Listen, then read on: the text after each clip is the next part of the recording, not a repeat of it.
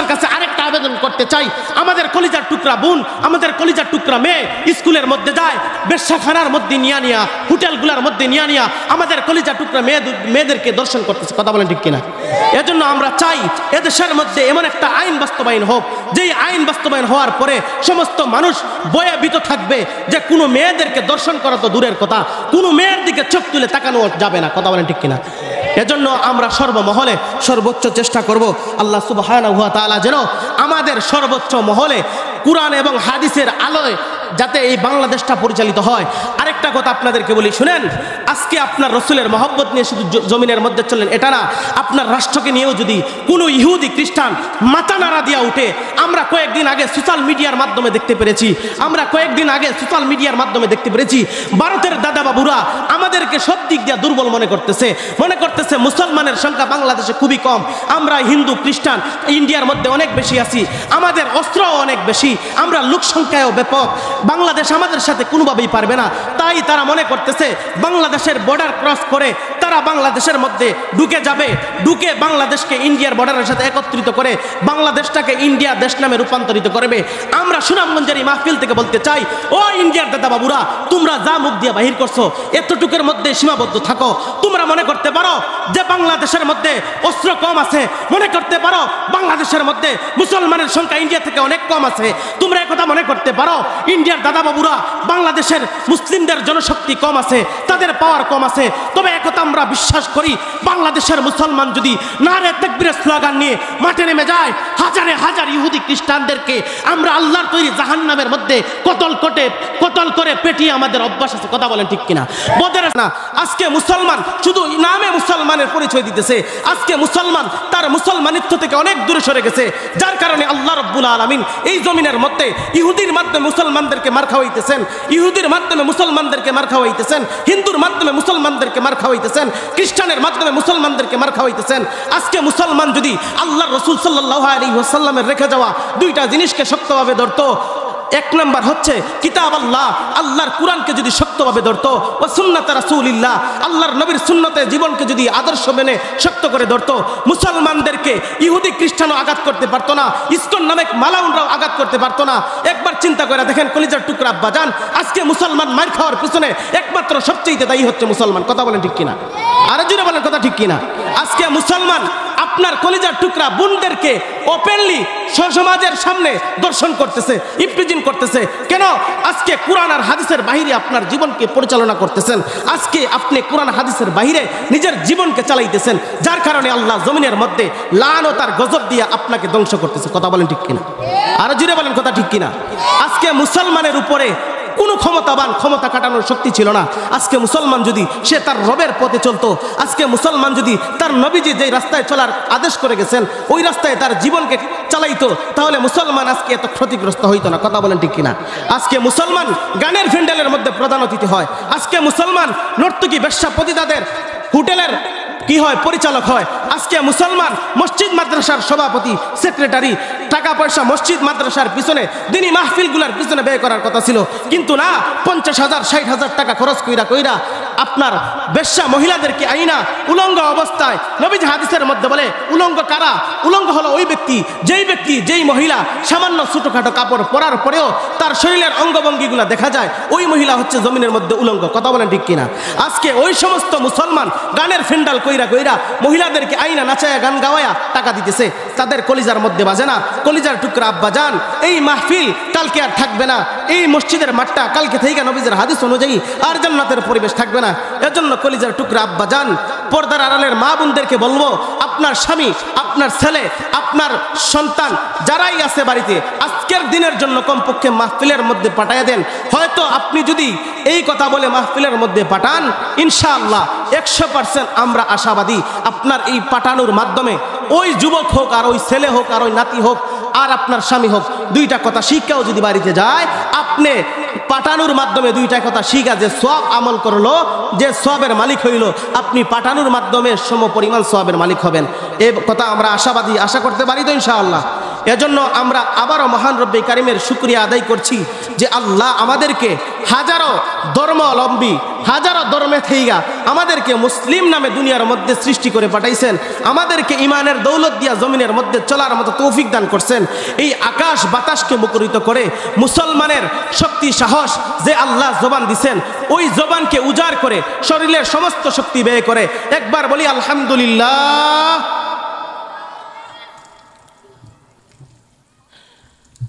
ভূমিকা লম্বা করব না, আমি যে আয়াতে কারিমা তেলাওয়াত করছি, আল্লাহ পাক রব্বুল আলামিন বলেন, লাকাদ কানা লাকুম ফি রাসূলিল্লাহি উসওয়াতুন হাসানাহ। আল্লাহ সুবহানাহু ওয়া তাআলা বলেন, দুনিয়ার মানুষদেরকে সম্বোধন কইরা আল্লাহ রব্বুল আলামিন কোরআনের এই আয়াতের মধ্যে বলেন, দুনিয়ার সমস্ত মানুষের সৌন্দর্য যদি তোমার আমলের মধ্যে নিয়ে আসো, তোমার শরীরের মধ্যে নিয়ে আসো, তোমার চুল পরিমাণ কোনো লাভ হবে না, বরঞ্চ ক্ষতি হবে। আজকে আমরা যাদেরকে নিজের আইডল মনে করতেছি, আজকে যাদেরকে মুসলমান অনুসরণ করতেছে, আল্লাহর জাতের কসম করে বলি, আল্লাহর জাতের কসম করে বলি, আজকে আপনি যেই সমস্ত মানুষদেরকে অনুসরণ করতেছেন, আজকে আপনি যেই সমস্ত মানুষদেরকে নিজের আইডল বানাইছেন, ইহুদি, খ্রিস্টান, মেসি, নেইমার, রোনাল্ডো, এই সমস্ত মানুষদেরকে যে আপনি নিজের আইডল বানাইছেন, তারা জীবনেও তো ভালো কাজের পথে নাই, চুলগুলা কাটে ইহুদি খ্রিস্টানের মতো।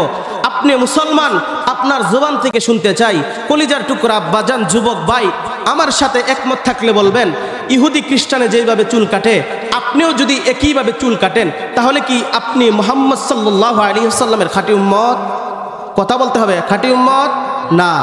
আজকে ইহুদি খ্রিস্টান যেভাবে খাবার খায়, আপনি যদি ওইভাবে খাবার খান, চামচ নিয়ে চাইনিজ স্টাইলে খাবার খাইলেন, দস্তরখানা নাই, সুন্নতি পরিবেশ নাই, তাহলে আপনার আর ইহুদি খ্রিস্টানের মধ্যে কোনো পার্থক্য আছে? কথা বলেন, একটু কথা বলতে হবে ভাই, একটু কথা বলতে হবে। আমি প্রায় 116 কিলোমিটার গাড়ি মোটর সাইকেল আসতে পারছি, অনেক কষ্ট হয়েছে। সকাল 11:30টায় রওনা দিছি, সন্ধ্যার নামাজ আইসা পড়ছি। সারাদিন জার্নি করে আইসা যদি আমার জবান দিয়া কথা বাহির হয়, আপনারা তো এলাকারই মানুষ, কথা বলেন ঠিক কিনা? আপনাদের জবান থেকে একটু আল্লাহর ভালোবাসার, নবীর মহব্বত নিয়ে একটু আওয়াজ দিবেন আমার সাথে। যেই ইহুদি খ্রিস্টান যেইভাবে খাবার খায়, চামচ নিয়ে হাইটে হাইটে খাবার খায়, দাঁড়ায় খাবার খায়, আর আপনিও যদি এই একইভাবে খাবার খান, তাহলে ইহুদি খ্রিস্টানের মধ্যে আপনার কোনো পার্থক্য আছে? না।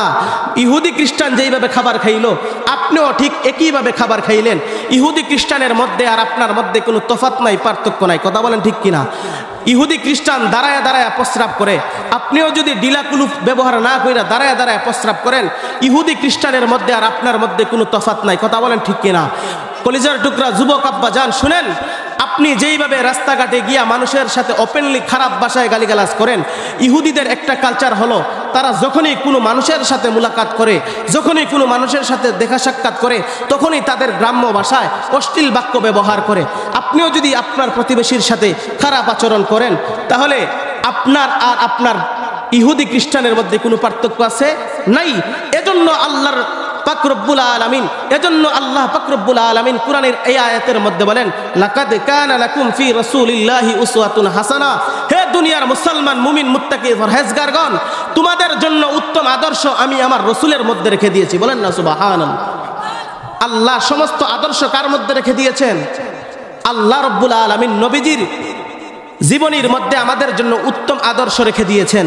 আর যেই হাদিসখানা তেলাওয়াত করছি, যে হাদিসখানা আমি আপনাদের সামনে পড়ছি, ওই হাদিস শরীফের মধ্যে বলেন, লা ইউমিনু আহাদুকুম হাত্তা আকুনা আহাব্বা ইলাইহি মিন ওয়ালিদিহি ওয়া ওয়ালাদিহি ওয়ান নাসি আজমাইন।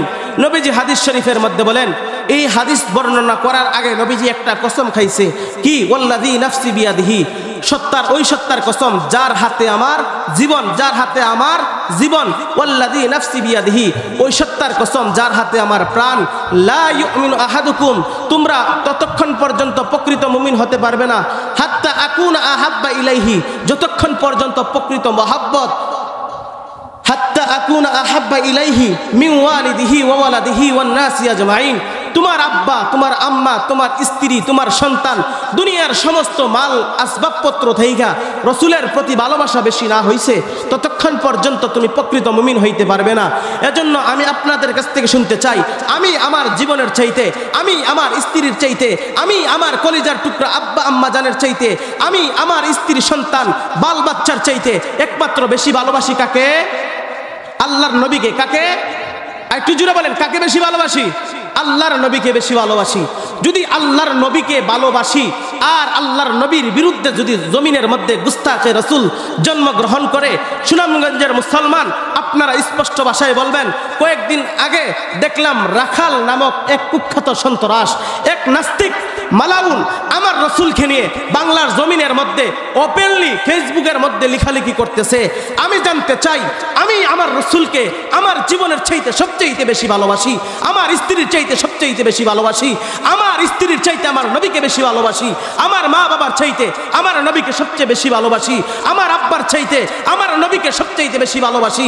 আমার প্রয়োজন হলে আমার রসুলের ইজ্জত হেফাজতে, আমার প্রয়োজন হলে আমার রসুলের গুস্তাখে রাসূলকে দুনিয়া থেকে কতল করে জাহান্নামে পাঠানোর জন্য আমি সদা মাঠে প্রস্তুত আছি। তো ইনশাআল্লাহ, ইনশাআল্লাহ আল্লাহ তাআলা সবাইকে খাঁটি আশিক রাসূল হিসেবে কবুল করেন। আমি যে কথাগুলো আপনাদের সাথে বলতে চাই, সে কথাগুলো হলো অন্তরের অনেক ব্যথা, অন্তরের মধ্যে অনেক ব্যথা। আমরা এমন একটা রাষ্ট্রে বসবাস করতেছি, আমরা এমন একটা রাষ্ট্রে বসবাস করতেছি, আমরা এমন একটা দেশে বসবাস করতেছি যেই দেশে কয়েকদিন পর পর স্বাধীন হয়, যেই দেশে কয়েকদিন পর পর দেশ নতুন করে স্বাধীন হয়, যে দেশে সকাল বিকাল মারামারি, আহাজারি, সন্ত্রাসী, ইফটিজিং, দর্শন হয়, এমন একটা দেশে আমরা বসবাস করতেছি। কিন্তু দুঃখজনক হলেও এটা সত্য, আমরা মাইকের সামনে এসে বলি 90% মুসলমানের রাষ্ট্রে আমরা বসবাস করি, কিন্তু আল্লাহর জাতের কসম করে বলি এটা কখনো সম্ভব না। 90% মুসলমানের রাষ্ট্রে যদি আমরা বসবাস করতাম, 90% মুসলমানের রাষ্ট্রে যদি বসবাস করতাম, আমার নবীর ইজ্জতকে নিয়ে ছিনিমিনি খেলে তার মৃত্যুদণ্ড ফাঁসি হওয়ার দরকার ছিল, সরকারিভাবে তার আইন মৃত্যুদণ্ড ফাঁসি হওয়ার দরকার ছিল। কিন্তু কলিজার টুকরা যুবক আব্বা জান বলি শুনেন, আজকে দেশের স্বাধীনতার 52 বছর চলে, 50% নয় 90% মুসলমানের এই কান্ট্রিতে, বাংলাদেশের মধ্যে ওপেনলি ইহুদি খ্রিস্টান আমার রসুলের শানে বেয়াদবি করতেছে, আমার আল্লাহর কুরআনকে মূর্তির পায়ের নিচে রাখতেছে। কিন্তু মুসলমান, কুকুরের শরীরেও রক্ত আছে, বিড়ালের শরীরেও রক্ত আছে, তুমি মুসলমান, তোমার শরীরের মধ্যেও রক্ত আছে, তুমি কেমন মুসলমান? তোমার জমিনের মধ্যে জয় শ্রীরামের স্লোগান চলে, তোমার জমিনের মধ্যে ইহুদি খ্রিস্টানের স্লোগান চলে, তুমি নারে তাকবীরের স্লোগান দিয়ে ওই ইহুদি খ্রিস্টান আল্লাহর রসুলের শানে যে বেয়াদবি করছে তাকে কতল করে জাহান্নামে পাঠাতে পারলে না, তুমি এখনো প্রকৃত মুসলমান হতে পারো না, মুসলমান হতে পারো না, মুসলমান হতে পারো না। কথা বলেন ঠিক কিনা? এর জন্য কলিজার টুকরা আব্বা জান,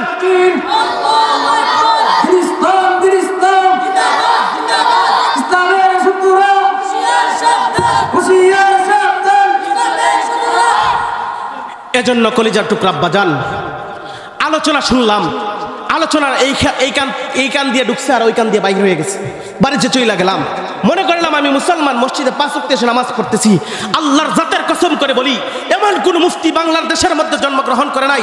আপনার সামনে মুসলমানের কলিজার টুকরা মুহাম্মদ আরবি সাল্লাল্লাহু আলাইহি সাল্লামের শানে গুস্তাখি করলো, আর আপনি মুসলমান তার সামনে শুনলেন আপনার রাসূলকে নিয়ে কটূক্তি করলো, আপনি জবান দিয়ে কোনো কিছু বললেন না, আপনার এখনো ঈমান পরিপূর্ণ হয় নাই। কথা বলেন ঠিক কিনা? শুধু মুসলমান না, সারা বিশ্বে যদি আপনি সোশ্যাল মিডিয়াতে, ইন্টারনেটের গুগলের মধ্যে যদি আপনি সার্চ দেন, এই দুনিয়ার মধ্যে সর্বশ্রেষ্ঠ মানুষকে ছিল মুহাম্মদ আরবি সাল্লাল্লাহু আলাইহি ওয়াসাল্লাম। আমার নবী তো এমন নবী ছিলেন, আমার কলিজার টুকরা নবী তো এমন ছিলেন, যে দিক দিয়ে হাঁটতেন আল্লাহ পাক রব্বুল আলামিন গাছের ছায়া আমার নবীজির উপরে দিয়ে দিতেন। বলেন না সুবহানাল্লাহ।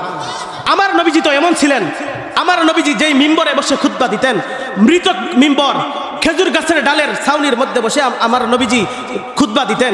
কিন্তু দুঃখজনক হলেও এটা সত্য, সাহাবা একরামের অন্তরের মধ্যে ধাক্কা লাগলো যে আমার নবীজি খেজুরের ডালের মধ্যে বসে বসে খুতবা দেন শুক্রবারে জুমার দিনে। আমাদের কাছে তো এটা ভালো লাগে না।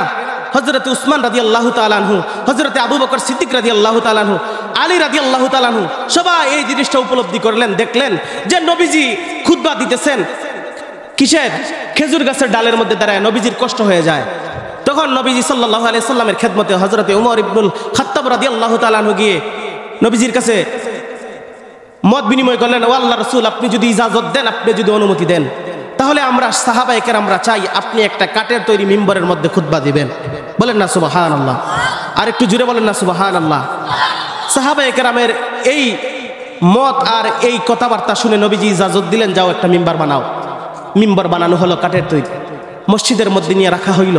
পাশে যে খেজুর গাছে আগে নবীজি খুতবা দিতেন, ওই খেজুর গাছ দাঁড় করায় রাখা হইল, এখানে সরায় রাখা হইল। রাখার পরে নবীজি সাল্লাল্লাহু আলাইহি ওয়াসাল্লাম খুতবা দেওয়ার জন্য শুক্রবারে কাঠের মিম্বরের মধ্যে নতুন মিম্বরে উঠবে। চিৎকার শুনতেছে, ওই খেজুর গাছের ডাল চিৎকার দিতেছে, চিৎকার দিতেছে, চিৎকার দিতেছে। তখন নবীজি কাঠের মিম্বর থেকে নাইমা খেজুর গাছের মিম্বরের হাত দিয়া বলল, এ খেজুর গাছের মিম্বর, তোর জবান থেকে কান্নার আওয়াজ কেন শুনতে পাই? বলেন আল্লাহু আকবার। আর একটু জোরে বলেন আল্লাহু আকবার। নবীজির কথা শুই না হযরতে আবু বকর, হযরতে ওমর, হযরতে উসমান তাকায় রইছেন, নবীজি কি বলে, গাছে কি কথা বলতে পারবে? তখন গাছ আল্লাহর কাছে চিৎকার দিয়ে কয়, আল্লাহ, আজকে অন্তত আপনি আমি খেজুর গাছের জবানটা খুইলা দেন। আল্লাহু আকবার। সাথে সাথে আল্লাহ খেজুর গাছের জবান খুইলা দিছে। তখন খেজুর গাছ মহব্বত নিয়ে বলতেছে, ও আল্লাহর নবী, আমি খেজুর গাছ আপনার পায়ে নিচে ছিলাম, আমি খেজুর গাছ এতদিন আপনি নবীজির খেদমত করছি, আপনি আমার উপরে আরোহণ কইরা আপনি খুতবা দিতেন। আজকে আমি এই বেতায় কানতেছি, আর কোনোদিন আপনি নবীজি আমার উপরে আরোহণ কইরা আমার উপরে বৈশা খুতবা দিবেন না। এজন্য নবীজি আমার বড় কষ্ট হইতেছে, আমার বড় হিংসা হইতেছে, আপনি কাঠের তৈরি মিম্বরে বৈশা খুতবা দিবেন। তখন নবীজি বলল, এই খেজুর গাছের মিম্বর, তোর জবানকে বন্ধ কর। আমি তোর জন্য তোর ভালোবাসা দেখে আমি অবাক হয়ে গেলাম। তুই খেজুর গাছ হইয়া কিভাবে আমার প্রতি ভালোবাসা উদারতা দেখাইলি। আমি আল্লাহর জাতের কসম করে বলি, ও খেজুর গাছের মিম্বর, আমি আল্লাহর জাতের কসম করে বলি, আমি নবীজি যদি জান্নাতের মধ্যে যাই, তুই খেজুর গাছ এই মহব্বত আর ভালোবাসা আমি নবীজির সাথে রাখার কারণে তুই খেজুর গাছও আমার সাথে জান্নাতে যাবে। বলেন না সুবহান। দেখেন আমরা এমন কপাল পরা মুসলমান হইলাম, সামান্য খেজুর গাছ নবীজির ভালোবাসায় নিজে কান্না করতেছে, আর নবীজিকে বলতেছে, আপনি কোনোদিন আমার উপরে আরোহণ না কইরা আমার উপরে না বইসা আপনি খুতবা দিবেন না, কিন্তু আজকে নতুন কাঠের মিম্বর পাইয়া আপনি ওই কাঠের মিম্বরের বৈশা খুতবা দিবেন। এজন্য আমি খেজুর গাছের মিম্বর কান্না করতেছি। আজকে মুসলমান, আপনার শরীরের মধ্যে রক্ত আছে, আপনার দেমাগে আপনি সব কিছু বুঝেন। আজকে আপনার সন্তানের উপরে কেউ আঘাত করলে আপনি সাথে সাথে তার প্রতিশোধ নেওয়ার চিন্তা করেন, কিন্তু এই 90% মুসলমানের কান্ট্রির মধ্যে, ও কলিজার টুকরা যুবক, তোমার কলিজার টুকরা নবীকে নিয়ে ব্যঙ্গ করা হয়, তুমি এখনো ঘরের মধ্যে বসে রয়েছ। এজন্য আমরা একথা বিশ্বাস করি, মুসলমান যদি নারে তাকবীরের স্লোগান নিয়ে মাঠে ময়দানে নেমে যায়, হাজারো ইহুদি খ্রিস্টান কুকুর আর শৌরের মতো ইঁদুরের গাথায় গিয়ে লুকাতে বাধ্য। কথা বলেন ঠিক কিনা? আরো কথা বলেন ঠিক কিনা? এজন্য আমরা একথা আজকের এই মাহফিল থেকে ইস্তেকামত রবের প্রতি নিয়ে যাই, আর একথা বিশ্বাস করি, আবারও যদি কোনো নাস্তিকার মুরতাদ হোক, আমার সিলেটের জমিনে হোক, ঢাকার জমিনে, যদি কোনো নাস্তিকার মুরতাদ আমার কলিজার টুকরা নবীজিকে নিয়ে যদি ব্যঙ্গ করে, আমি জমিনের মধ্যে জীবিত থাকবো, এটা কখনো সম্ভব না। কথা বলেন। আজকে আপনার স্ত্রী সন্তানের জন্য আপনার জীবন ব্যয় করতেছেন, কোনো কাজে আসবে না যদি আপনার রসুলের প্রতি প্রকৃত ভালোবাসা না হয়। এজন্য খেজুর গাছ আল্লাহর নবীর কাছে বলে, না নবীজি, আমি জান্নাতে যেতে চাই না, আমি আপনার কাছে এটা চাই, আপনি সারা জীবন যতদিন বাঁচবেন আমি খেজুর গাছের উপরে বসে বসে খুতবা দিবেন। বলেন না সুবহানাল্লাহ। নবীজি বলে, আমার সাহাবায়ে কেরাম বড় মহব্বত কইরা আমাকে কাঠের তৈরি মিম্বর দিছে, আমি চাই কাঠের তৈরি মিম্বরেই খুতবা দেই। তখন নবীজির কথা যখন মানতে নারাজ খেজুর গাছের মিম্বর, তখন নবীজি সাল্লাল্লাহু আলাইহি ওয়াসাল্লাম বললেন, ও আমার খেজুর গাছের মিম্বর, শুনো, আমি আল্লাহর জাতের কসম করে তোমাকে আরেকটা অফার দেই, যদি জান্নাতের মধ্যে আমি যাই তুমি তো যাবে, আর ওইখানে আমি আল্লাহর কাছে একথা সুপারিশ করি, তুমি জমিনের মধ্যে যতদিন থাকবে আল্লাহ পাক যেন তোমাকে হায়াত নামক জিন্দেগি বাড়ায়া দেয়, তুমি কখনো মরবে না, কখনো মরবে না। তখন এ কথাতেও খেজুর গাছের মিম্বর সন্তুষ্ট না, নবীজি আরো দোয়া করলেন, ও খেজুর গাছের মিম্বর, তুমি আমার প্রতি এত উদার ভালোবাসা দেখানোর কারণে আমি আল্লাহর কাছে তোমার জন্য এ দোয়া করি, যতদিন তুমি জীবিত থাকবে আল্লাহ যেন তোমার খেজুর সারা 12 মাস তোমার গাছ থেকে খেজুর খাওয়ার তৌফিক দেয়। এই বরকতের দোয়া আমি আল্লাহর কাছে করি। খেজুর গাছ তখন কখনো মানতে অবাধ্য যে না আল্লাহর রাসূল আপনি আমার উপরে বসে খুতবা দিবেন। নবীজি সাল্লাল্লাহু আলাইহি ওয়াসাল্লাম বললেন, আল্লাহর জাতের কসম করে বলি, ও খেজুর গাছ, তুমি যেইভাবে আমার প্রতি মহব্বত দেখাইতেছো, আমার সাহাবায়ে কেরামও আমাকে এইভাবে মহব্বত দেখাইতেছে। আমি নবীজির এই মিম্বরে বসে খুতবা দিতে কষ্ট হয়, যার কারণে সাহাবায়ে কেরাম এটা বরদাস্ত করতে পারে না, যার কারণে আমাকে কাঠের তৈরি মিম্বর বানায়া দিছে। এর কারণে আমি কাঠের মিম্বরে বসে খুতবা দিতে চাই। তুমি যদি আমাকে বলো তাহলে আমি ওইখানেই খুতবা দিব। শেষমেশ খেজুর গাছ মানতে বাধ্য যে আল্লাহর নবী আপনার যেহেতু কষ্ট হয়ে যায় তাহলে আপনি কাঠের মিম্বরে বসেই কি করবেন? খুতবা দিবেন। বলেন না সুবহানাল্লাহ। দেখেন কলিজার টুকরা যুবক আব্বাজান, এই ঘটনাটা বলার একমাত্র কারণ হইল আজকে খেজুর গাছ নবীর প্রেমে দেওয়ানা হইয়া নবীকে চিনলো। আর কলিজার টুকরা মুসলমান, আপনার ছেলে আজকে 15-16 বছর হয়ে গেল, আজকে আপনি বাবা হয়েও ব্যর্থ। আপনার সন্তান ইহুদি খ্রিস্টানের কে অনুসরণ কইরা তার চুল কাটে, ইহুদি খ্রিস্টানের গেঞ্জি যেইভাবে পরে আপনার ছেলে একইভাবে পরে, ইহুদি খ্রিস্টান যেইভাবে খাবার খায় আপনার সন্তান একইভাবে খাবার খায়, ইহুদি খ্রিস্টান যেইভাবে চলে আপনার সন্তান একইভাবে চলে। আজকে ইহুদি খ্রিস্টান যেইভাবে সিরা প্যান্ট পরে আপনার সন্তান ফ্যাশন নামক ওই কুখ্যাত জাহিলিয়াতের বর্বরতার যুগের ইহুদি খ্রিস্টানদের মালাউনদের চক্র একইভাবে প্যান্ট পরিধান করে। কথা বলেন ঠিক কিনা? আজকে মুসলমান নবীজি হাদিস শরীফের মধ্যে বলেন, মান আহাব্বা সুন্নতি ফাকাদ আহাব্বানি ওয়া মান আহাব্বানি কানা মাই ফিল জান্নাহ। নবীজি বলে, আমি আল্লাহর জাতের কসম করে বলি, যে ব্যক্তি আমি নবীকে মহব্বত করলো, মান আহাব্বা সুন্নতি, যে ব্যক্তি আমি নবীজির সুন্নতকে মহব্বত করলো, মান আহাব্বা সুন্নতি, যে ব্যক্তি, আবার শুনবেন, মান আহাব্বা সুন্নতি, যে ব্যক্তি আমি নবীর সুন্নতকে মহব্বত করলো, ওয়া মান আহাব্বানি, আমি নবীজি বলি সে আমারকে মহব্বত করলো। নবীজির সুন্নতকে মহব্বত করলো মানে ওয়া মান আহাব্বা সুন্নতি ফাকাদ আহাব্বানি, মান আহাব্বা সুন্নতি, যে আমাকে আমার সুন্নতকে মহব্বত করলো, ওয়া মান আহাব্বানি, সে যেন আমাকে মহব্বত করলো, কানা মাই ফিল জান্নাহ, আর যে আমি নবীকে মহব্বত করলো, কানা মাই ফিল জান্নাহ, সে আমার সাথে জান্নাতে যাবে। বলেন না সুবহান। এজন্য কলিজার টুকরা যুবক আব্বা জান, আপনি যে রাস্তায় দৌড়াইতেছেন, আপনি যেই রাস্তায় হাঁটতেছেন, এই রাস্তায় তো কাটা ভরা। আজকে ইহুদি খ্রিস্টান বিভিন্ন চক্র করে বসে রয়েছে। আজকে ইহুদি খ্রিস্টান আপনার পিছনে, আপনার পায়ের নিচে দুনিয়ার বিভিন্ন জাল আপনার পায়ের নিচে বিছায়া রাখছে। আপনি ওই রাস্তায় হাঁটবেন, সাথে সাথে মাছ যারা মারে, জাল ফালানোর পরে মাছ যেইভাবে দৌড়ে নিয়ে আসে, ইহুদি খ্রিস্টান একইভাবে জমিনের মধ্যে জাল ফালায় রাখছে। আপনি পাড়া দেওয়ার সাথে সাথে আপনাকে দৌড়া জাহান্নামের মধ্যে পাঠাইয়া দিবে। কথা বলেন ঠিক কিনা? এজন্য কলিজার টুকরা যুবক, আজকে তুমি যে রাস্তায় দৌড়াইতেছো, আজকে তুমি যে রাস্তায় হাঁটতেছো, আজকে তুমি যেই দিকে দৌড়াইতেছো, এদিকে শান্তি নাই, এইদিকে শান্তি নাই। কলিজার টুকরা আব্বা জান, হাতে পায়ে দৌড়া বইলা যায়। শুনেন, আমরা এমন নবীকে পাওয়ার পরে যদি নিজের জিন্দিগিকে পরিবর্তন না করতে পারি, ওই নবীজির আনেওয়ালা উম্মতের মধ্যে উলামায়ে কেরামের দিক নির্দেশনা অনুযায়ী যদি আমার জীবনকে না সাজাইতে পারি, তাহলে আমার মতো কপাল পুরা আল্লাহর আসমানের নিচে আর জমিনের উপরে কেউ নাই। কথা বলেন ঠিক কিনা? দেখেন, উলামায়ে কেরাম দেশের এক প্রান্ত থেকে এসে আরেক প্রান্তে আপনাকে কুরআন আর হাদিসের কথা শোনা যাইতেছে, আর আপনি শুনতেছেন, নিজের জীবনে বাস্তবায়ন করলেন না। আল্লাহর কসম করে বলি, মুসলমান যদি প্রত্যেকটা মাহফিল থেকে একটা করেও জিনিস শিক্ষা গ্রহণ করত, আজকে বাংলাদেশের মধ্যে লক্ষ লক্ষ মাহফিল হয়, মুসলমান কখনো জাহান্নামমুখী হইতো না। কথা বলেন ঠিক কিনা? একটা মাহফিল থেকে যদি 5 জন আলোচকের থেকে যদি যারটা ভালো লাগে, একটা কথা যদি আপনি শিক্ষা বাড়িতে যাইতে পারেন, আমি মনে করি আপনি জান্নাতের প্রতীক হয়ে যাবে। এজন্য কলিজার টুকরা যুবক, আজকে যে রাস্তায় দৌড়াইতেছেন, এই রাস্তায় শান্তি নাই, তো এই রাস্তায় শান্তি নাই। দেখেন, আজকে আপনি দুনিয়ার যেই মানুষগুলাকে অনুসরণ করতেছেন, আজকে দুনিয়ার যেই মানুষগুলাকে আপনি আইডল বানাইছেন, সে নিজেও জাহান্নামের প্রতীক হয়ে বয়ে রয়েছে। কিভাবে বলবেন?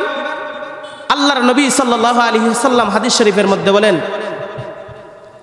আল মারউ মা'a মান আহাব্বা, যার সাথে যার মহব্বত তার সাথে তার হাসর। সুজা কথা, যার সাথে যার মহব্বত তার সাথে তার কিয়ামত। একটা প্রবাদ বাক্য আছে না, যার মহব্বত তার সাথে তার কিয়ামত, তার সাথে তার হাসর। আজকে আপনি যদি ইহুদি খ্রিস্টানের ভালোবাসা নিয়ে কবরের মধ্যে যান, মারা যাওয়ার পরে আপনাকে প্রশ্ন করা হবে, মার রাব্বুকা ওয়া মা দীনুকা ওয়া মান নাবিয়্যুকা, কি হবে না? মারা যাওয়ার পরে আপনি কবরের প্রথম গাঠিতে যখন আপনাকে প্রশ্ন করা হবে, মার রাব্বুকা, তোমার প্রভুকে, ওয়া মা দীনুকা, তোমার নবীকে, ওয়া মা দীনুকা, তোমার দিন কি, ওয়া মান নাবিয়্যুকা, তোমার নবীকে, তখন আমার জবান আল্লাহ তাআলা বন্ধ করে দিবে, আমার জবানের মধ্যে আল্লাহ মোহর মেরে দিবে। কেন? আমি দুনিয়াতে থাকা অবস্থায় আমার রসুলের সুন্দর পথে আমি চলি নাই। আমার রসুল যেই পথে চললে জান্নাতের ঘোষণা দিয়েছেন ওই পথে আমার জীবন পরিচালিত করি নাই। আমার নবীজি যেই পথে চললে আমাকে কবরের আযাব মাফ করার ওয়াদা করে গেছেন আমি ওই রাস্তায় চলি নাই। আমার নবীজি যেই পথে চললে আমাকে জান্নাতের সুপারিশ করে জান্নাতে নিয়ে যাবেন ওই রাস্তায় আমি চলি নাই। আমার নবীজি যে ওয়াদা আমার সাথে করে গেছেন যে উম্মত দুনিয়া থেকে তুমি যদি নেক আমল নিয়ে কবরের মধ্যে আসো আমি নবী তোমাকে জান্নাতে নিয়ে যাওয়ার জন্য আল্লাহর কাছে সুপারিশ করব। আল্লাহর জাতের কসম করে বলি আজকে মুসলমান বহু দূরে বহু দূরে বহু দূরে আল্লাহর নবীর পথ থেকে আজকে মুসলমান বহু দূরে। কথা বলেন ঠিক কিনা? আজকে কলিজার টুকরা যুবক, আজকে দুনিয়ার মধ্যে আপনি বিভিন্ন কাজের মধ্যে ব্যস্ত, আজকে দুনিয়ার বিভিন্ন কাজের মধ্যে আপনি ব্যস্ত, আজকে দুনিয়ার বিভিন্ন কাজের মধ্যে আপনি ব্যস্ত। দেখবেন মুসলমান কলিজার টুকরা যুবক আপনাদের অহরহ ঘটনা এরকম আছে। এমনও যুবক বাংলাদেশের মধ্যে অহরহ আছে সারা রাত্র অ্যান্ড্রয়েড ফোনের কানের বাটনগুলা কানের মধ্যে লাগায়া সারা রাত্র অশ্লীল খারাপ ভিডিও দেখে। দেখে কি দেখে না? জুড়ে বলেন দেখে কি দেখে না? কিন্তু যেই মাত্র মুয়াজ্জিন হাইয়া আলাস সালাহ হাইয়া আলাল ফালাহ ফজর রক্ত আজান দেয় যুবক মোবাইলের কানের বাটনগুলা খুইলা কোমল মুড়ায় ঘুমায়। ঘুমায় কি ঘুমায় না? ঘুমায় কি ঘুমায় না? অথচ মুমিনের উপরে 5 ওয়াক্ত নামাজ আল্লাহ ফরজ করে গেছেন। নবীর ভালোবাসা যদি আপনার অন্তরে থাকতো মুসলমান কখনো ফজরের জামাত কাজা করে ঘুমাইতে পারতো না। কথা বলেন ঠিক কিনা? আজকে আমাদের দুর্বলতা কি জানেন? আজকে ইহুদি খ্রিস্টান আমাদেরকে কেন স্টিম রোলের আঘাত করতেছে? আজকে ইহুদি খ্রিস্টান কেন আমাদেরকে বিভিন্ন দিক দিয়ে ক্ষতিগ্রস্ত করতেছে? এর মধ্যে একমাত্র কারণ হইল মুসলিম সমাজের যুব সমাজ যারা আছে, মুসলমানদের যুব সমাজ যারা আছে তাদের মধ্যে ভ্যারাইটিস ভাইরাস ঢুকাই দিছে। কথা বলেন ঠিক কিনা? আজকে মোবাইলের ভাইরাস ঢুকাই দিছে, আজকে বিভিন্ন খারাপ অশ্লীল গানের বাজনার কনসার্টের ভাইরাস তাদের দেমাগের মধ্যে ঢুকাই দিছে, যার কারণে আজকে মুসলিম উম্মার যুবকগুলা ধ্বংস হয়ে যাইতেছে। কিন্তু আমরা যুবক তো এমন ছিলাম, আমাদের আকাবির ছিল খালিদ ইবনে ওয়ালিদ, আমাদের আকাবির তো ছিল, আমাদের উত্তরসূরিত ছিল উমর ইবনুল খাত্তাব, আমাদের উত্তরসূরিত ছিল আবু বকর সিদ্দিক রাদিয়াল্লাহু তাআলা আনহু, আমাদের উত্তরসূরিত ছিল হযরতে উসমানে গনি রাদিয়াল্লাহু তাআলা আনহু, আমাদের উত্তরসূরিত ছিল হযরতে আলী কাররা মাল্লাহু ওয়াজহাহু, আমাদের উত্তরসূরি ছিল। কিন্তু আজকে চিন্তা করে দেখেন মুসলমান আবু বকর রাদিয়াল্লাহু তাআলা আনহু যে রাস্তায় চলে গেছেন, হযরতে উমর যে রাস্তায় চলে গেছেন, হযরতে উসমান যে রাস্তায় চলে গেছেন, হযরতে আলী যে রাস্তায় চলে গেছেন, আমি আপনি আদৌ এই রাস্তার মধ্যে নাই। কথা বলেন ঠিক কিনা? আজকে আবু বকর রাস্তায় যদি আমি থাকতাম, আজকে জমিনের মধ্যে যদি আমার জবানের দাম থাকতো, আজকে যদি আমি নবীর উম্মত হইতাম, আজকে মানুষের সম্মুখে এক ওয়াদা, মানুষের পিছনে আরেক ওয়াদা, আমি বরখেলাফি করার কারণে আজকে আমি চতুর্মুখী ফিতনার মধ্যে পড়ে গেলাম। কথা বলেন ঠিক কিনা? আজকে মুসলমান যতদিন আপনি জমিনের মধ্যে বাঁচবেন, ইহুদি হোক আর খ্রিস্টান হোক, সবাই আপনাকে সম্মান দিবে, সবাই আপনার কাছে দরাদ থাকবে যতক্ষণ পর্যন্ত আপনি দুইটা জিনিসকে ধরে রাখবেন। এক নাম্বার হলো তারাকতু ফীকুম আমরাইন লাং তাতাদিল্লু মান তারাকতু ফীকুম আমরাইন লাং তাদিল্লু মা তামাসসাকতুম বিহিমা কিতাবাল্লাহ ওয়া সুন্নাত রাসূলিল্লাহ। কলিজার টুকরা যুবক, এই দুইটা জিনিসকে তুমি দইরা তোমার জীবনকে পরিচালনা করো। আজকে তুমি যেই জিনিসের পিছনে দৌড়াইতেছো, আজকে যেই খারাপ কাজের প্রতি তুমি দৌড়াইতেছো, মনে করতেছো এটাই তোমার জিন্দগি, এটাই তোমার সফলতা, না না না, কোশ্চিন কালেও না। তুমি যেই জিনিসের পিছনে দৌড়াইতেছো এই জিনিস তোমাকে জাহান্নামমুখী করে ছাড়বে, জান্নাতে নিতে পারবে না। আজকে কলিজার টুকরা যুবক সামান্য একটা রূপবতী মেয়ের পিছনে দৌড়াইয়া তার যৌবনের চাহিদাকে নষ্ট করতেছে। আজকে কলিজার টুকরা যুবক এক মেয়েকে নিয়ে পার্কের মধ্যে নিয়ে গিয়ে জঙ্গলের মধ্যে ইফতিজিং করে দর্শন করে। আমার দেশের ছোট ছোট কলিজার টুকরা ছোট ছোট মেয়েগুলো আজকে নিরাপদ না। কথা বলেন ঠিক কিনা? একটু জুড়ে বলেন। কলিজার টুকরা ছোট ছোট মেয়েগুলো আজকে বাংলাদেশের মধ্যে নিরাপদ না। এমন একটা রাষ্ট্রের মধ্যে আমি বসবাস করি যে রাষ্ট্রের মধ্যে 6-7 বছরের ছোট ছোট কচি কচি মেয়েগুলোও নিরাপদ না। এমন একটা রাষ্ট্রে আমি বসবাস করি বলে আমি নিজেকে নির্লজ্জ মনে করতেছি। কথা বলেন। আজকে নিজেকে লজ্জিত মনে করতেছি, এমন একটা রাষ্ট্রের বাসিন্দা আমি হইলাম। আজকে ক্ষমতার চেয়ারের মধ্যে বাপ যায়, মেয়ে যায়, স্বামী যায়, স্ত্রী যায়। আওয়ামী লীগের শাসনে দেখেছি, বিএনপির শাসনে দেখেছি, জামাত শিবির আর যত ইসলামী দলগুলো আছে ওই সমস্ত দলগুলা যদি একবার রাষ্ট্রীয় ক্ষমতায় যেতে পারে, আল্লাহর জাতের কসম করে বলি, আল্লাহর জাতের কসম করে বলি, আল্লাহর জাতের কসম করে বলি, বাংলার জমিনের মধ্যে কোনো ইহুদি খ্রিস্টান আল্লাহর পবিত্র কালামকে নিয়ে সিনেমিনি খেলতে পারবে না, আল্লাহর নবীর সাহাবায়ে কেরামকে নিয়ে বিদ্বেষ সৃষ্টি করতে পারবে না, আল্লাহর নবীর জাতকে নিয়ে কখনো কোশ্চিন কালেও বেয়াদবিমূলক কথাবার্তা বলতে পারবে না। রাষ্ট্র ক্ষমতায় যদি ইসলাম যায়, এদেশের মানুষ কিছু পাক আর না পাক কলিজার টুকরা মুহাম্মদ আরবি সাল্লাল্লাহু আলাইহি ওয়াসাল্লামকে যদি নিয়ে কেউ কুটুক্তি করে, কেউ কুটুক্তি করে, কেউ কুটুক্তি করে, ইনশাআল্লাহ ইনশাআল্লাহ এদেশের রাষ্ট্র ক্ষমতায় যদি ইসলাম থাকে, সাথে সাথে মান সাব্বা নাবিয়ান ফাকতুলুহু ওয়াজিবান, মান সাব্বা নাবিয়ান ফাকতুলুহু ওয়াজিবান। ইনশাআল্লাহ ইনশাআল্লাহ এদেশের মুসলমান শেখ হাসিনার শাসন আমল দেখেছে, এদেশের মুসলমান খালেদা জিয়ার শাসন আমল দেখেছে, এদেশের মুসলমান জাকের পার্টির শাসন আমল দেখেছে, এদেশের মুসলমান এরশাদের শাসন আমল দেখেছে। এদেশের মুসলমান এখন রাষ্ট্রীয় ক্ষমতায় ইসলামকে দেখতে চায়, ইসলামকে দেখতে চায়, ইসলামকে দেখতে চায়। কথা বলেন ঠিক কিনা? এদেশের রাষ্ট্রীয়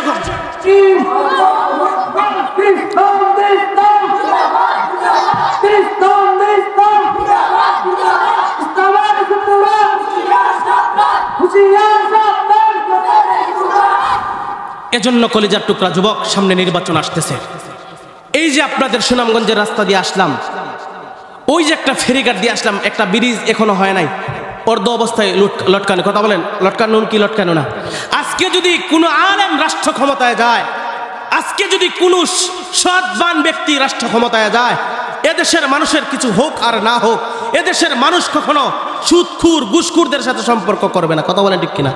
আজকে এদেশের মানুষ যদি সৎ কোনো ব্যক্তিকে রাষ্ট্রীয় ক্ষমতার আসনে বসাতে পারে, এদেশের মুসলমান আর কিছু পাক আর না পাক, এই গরিবগুলা যে সমস্ত বৃদ্ধ মানুষগুলো আছে, আর কিছু পাক আর না পাক, এদেশের উলামা একরাম যদি রাষ্ট্রীয় ক্ষমতায় যায়, এদেশে যদি ইসলাম স্থাপিত হয়ে যায়, ইসলাম কায়েম হয়ে যায়, এদেশে যদি রাষ্ট্র ক্ষমতায় ইসলাম চলে যায়, এদেশে কিছু হোক আর না হোক, কখনো দেশ এবং জাতির টাকা আলেম মেরে খাবে না। এ কথা বিশ্বাস করি তো ইনশাআল্লাহ?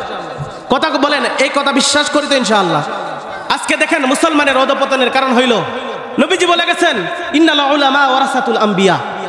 নবীজি দুনিয়ার মধ্যে নাই। নবীজি বুখারীর এক লম্বা হাদিসের মধ্যে বলে গেছেন, এই জমিনের মধ্যে এমন একটা সময় আসবে, কিয়ামতের বর্ণনা দিতে গিয়া নবীজি হাদিস শরীফের মধ্যে বলে গেছেন, হযরতে আবু বকর সিদ্দিক রাদিয়াল্লাহু তাআলা আনহু, হযরতে জিবরাইল আলাইহিস সালাম ওই হাদিসের মধ্যে কথা বলছেন। নবীজি বলে গেছেন কিয়ামতের আগ মুহূর্তে জমিনের মধ্যে এমন একটা অবস্থা হবে, এমন একটা সময়, কিয়ামতের ময়দানে, কিয়ামত আসার আগে জমিনের মধ্যে এমন একটা সময় অতিবাহিত হবে যখন মানুষগুলা মূর্খ লোকদেরকে ক্ষমতার চেয়ারে বসাবে। মূর্খ লোকদেরকে কি বসাবে? ক্ষমতার চেয়ারে বসাবে। গ্রামের চেয়ারম্যান মেম্বার স্বাক্ষরটাও ভালো করে দিতে পারেন, আছে না নাই? একটু জোরে বলেন, আছে না নাই? স্বাক্ষরটা ভালো করে দিতে পারে না, সে হয়ে গেছে গ্রামের চেয়ারম্যান। আজকে আপনার দেমাগ আর চিন্তা ফিকির এতটাই নিচে চলে গেছে, আপনার দেমাগ আর চিন্তা ফিকির এতটাই নিচে চলে গেছে, আজকে আপনি যোগ্য আর অযোগ্যের মধ্যে পার্থক্য করতে পারেন না।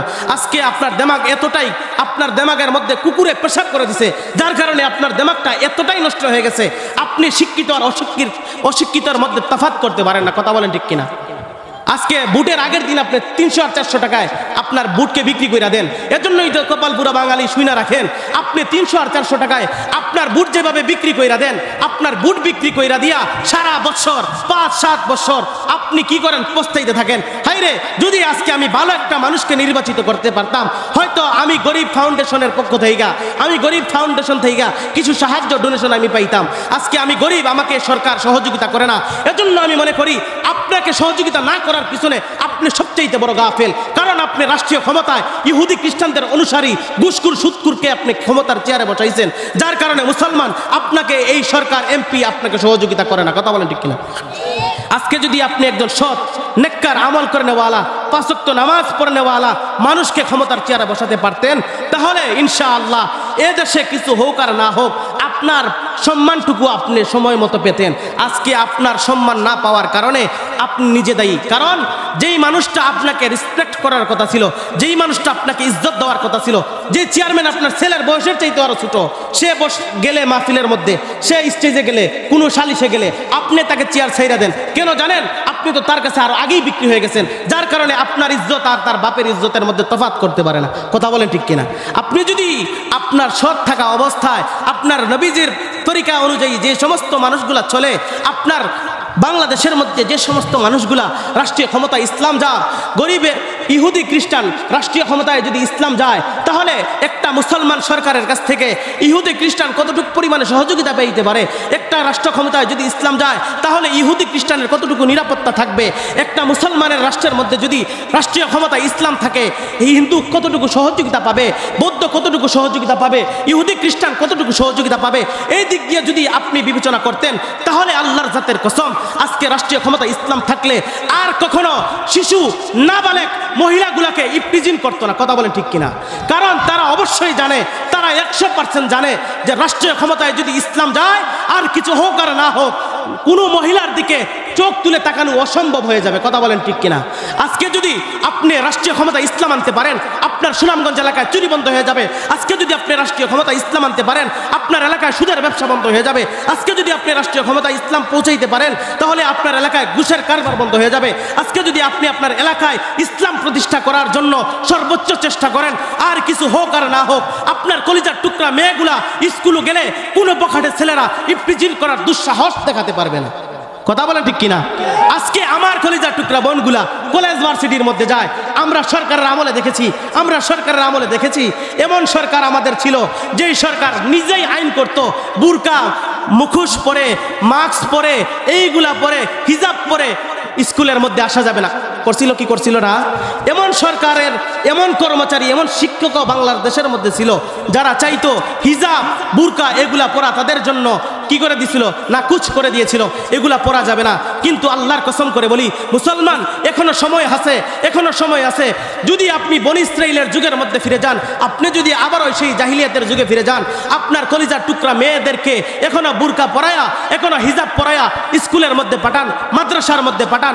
100%-এর মধ্যে 100% আপনার মেয়ে ফ্রেশ থাকবে। কোনো পুরুষ আপনার মেয়ের দিকে কুরুচিপূর্ণ আচরণ করতে পারবে না।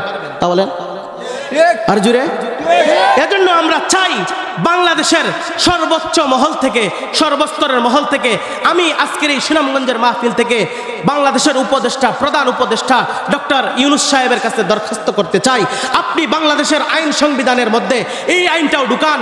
আমাদের কলিজার টুকরা নবী মুহাম্মদ আরবি সাল্লাল্লাহু আলাইহি ওয়াসাল্লামকে নিয়ে যদি কোনো নাস্তিক আর মুরতাদ বাংলা জমিনের মধ্যে কুরুচিপূর্ণ আচরণ করে, আল্লাহর রাসূলের শানে যদি কোনো গুস্তাখে রাসূল বেয়াদবি করে, মৃত্যুদণ্ড তার আইন হবে। কথা বলেন ঠিক কিনা? আমরা উপদেষ্টার কাছে আরেকটা আবেদন করতে চাই, আমাদের কলিজার টুকরা বোন, আমাদের কলিজার টুকরা মেয়ে স্কুলের মধ্যে যায়, বেশ্যাখানার মধ্যে নিয়া, হোটেলগুলোর মধ্যে নিয়া আমাদের কলিজার টুকরা মেয়েদেরকে দর্শন করতেছে। কথা বলেন ঠিক কিনা? এজন্য আমরা চাই এদেশের মধ্যে এমন একটা আইন বাস্তবায়ন হোক, যেই আইন বাস্তবায়ন হওয়ার পরে সমস্ত মানুষ ভয়ে ভীত থাকবে যে কোনো মেয়েদেরকে দর্শন করা তো দূরের কথা, কোনো মেয়ের দিকে চোখ তুলে তাকানো যাবে না। কথা বলেন ঠিক কিনা? এজন্য আমরা সর্বমহলে সর্বোচ্চ চেষ্টা করব, আল্লাহ সুবহানাহু ওয়া তাআলা যেন আমাদের সর্বোচ্চ মহলে কুরআন এবং হাদিসের আলোয় যাতে এই বাংলাদেশটা পরিচালিত হয়। আরেকটা কথা আপনাদেরকে বলি, শুনেন, আজকে আপনার রসুলের মহব্বত নিয়ে শুধু জমিনের মধ্যে চললেন এটা না, আপনার রাষ্ট্রকে নিয়েও যদি কোনো ইহুদি খ্রিস্টান মাথা নাড়া দিয়া উঠে, আমরা কয়েকদিন আগে সোশ্যাল মিডিয়ার মাধ্যমে দেখতে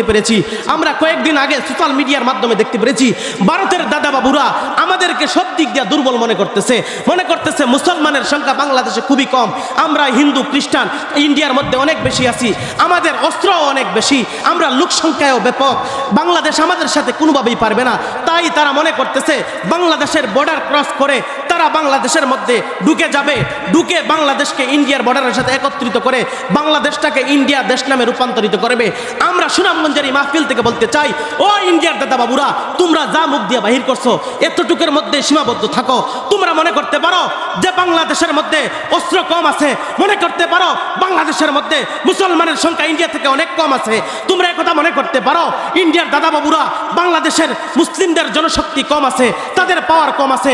তবে একথা আমরা বিশ্বাস করি, বাংলাদেশের মুসলমান যদি নারে তাকবীরের স্লোগান নিয়ে মাঠে নেমে যায়, হাজারে হাজার ইহুদি খ্রিস্টানদেরকে আমরা আল্লাহর তৈরি জাহান্নামের মধ্যে কতল করে পেটিয়ে আমাদের অভ্যাস আছে। কথা বলেন ঠিক কিনা? বদরের সাহাবা একরামের ইতিহাস দেখলে আপনারা জানবেন, ইতিহাস পড়লে আপনারা শুনবেন, ইতিহাস পড়লে আপনারা দেখবেন, বদরের সাহাবা একরাম 313 জন সাহাবা একরাম হাজারো ইহুদি খ্রিস্টানের বিরুদ্ধে জিহাদ করে আল্লাহর তৈরি জাহান্নামের মধ্যে ইহুদি খ্রিস্টানদেরকে পাঠায়া বিজয় লাভ করছে। কথা বলেন ঠিক কিনা? আমরা তো ওই উমর ইবনুল খাত্তাবের উত্তরসূরি, আমরা তো খালেদ বিন ওয়ালিদের উত্তরসূরি, আমরা তো ওই সমস্ত আকাবিরদের উত্তরসূরি, আমরা মুফতি আমিনের উত্তরসূরি, আমরা আল্লামা আহমদ শফির উত্তরসূরি, আল্লামা নূর হোসেন কাসামির উত্তরসূরি, আমরা তো আল্লামা জালালউদ্দিন সৈয়দীর উত্তরসূরি। আমরা একথা বিশ্বাস করি, তোমরা যদি আবারও আমাদেরকে পারমাণবিক বোমার ভয় দেখাও, আমরা মুসলমান, আমরা আমার জীবনের চাইতে, আমরা আমার মা বাবার সবকিছুর চাইতে আমার দেশকে বেশি ভালোবাসি। আমরা প্রয়োজন হলে আবারও 313 জন সাহাবে একরামের ভূমিকায় আবারও বাংলাদেশের আর ইন্ডিয়ার মধ্যে যুদ্ধ হলে, জিহাদ হলে, শরীরের সমস্ত তাজা রক্ত জমিনে ব্যয় করে দিয়ে হলেও তোমাদের মতো ইহুদি খ্রিস্টানদেরকে আল্লাহর জমিনে জাহান্নামে পাঠিয়ে আমরা মুসলমান আবারও রাষ্ট্র ক্ষমতায় ইসলামকে প্রতিষ্ঠিত করব, ইসলামকে প্রতিষ্ঠিত করব। কথা বলি।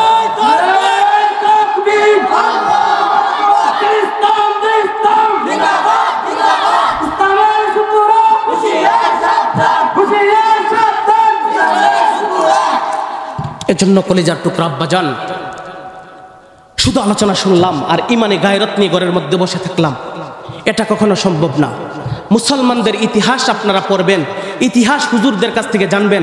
আমরা তো এমন এক মুসলিম জাতি, আমরা যখন রাস্তা দিয়ে যাইতাম, আমরা যখন মুসলমান রাস্তা দিয়ে হাঁটতাম, শয়তান পর্যন্ত ঘরের মধ্যে লুকিয়ে থাকতো, গাছের উপরে বসে থাকতো, ওই রাস্তা দিয়ে আর চলতো না। কথা বলেন ঠিক কিনা? আজকে মুসলমান তার গায়রত থেকে দূরে সরে যাওয়ার কারণে, আল্লাহর নবীর পথ বাতিয়ে দেওয়া রাস্তায় থেকে দূরে সরে যাওয়ার কারণে আজকে মুসলমান সর্বক্ষেত্রে কি হইতেছে?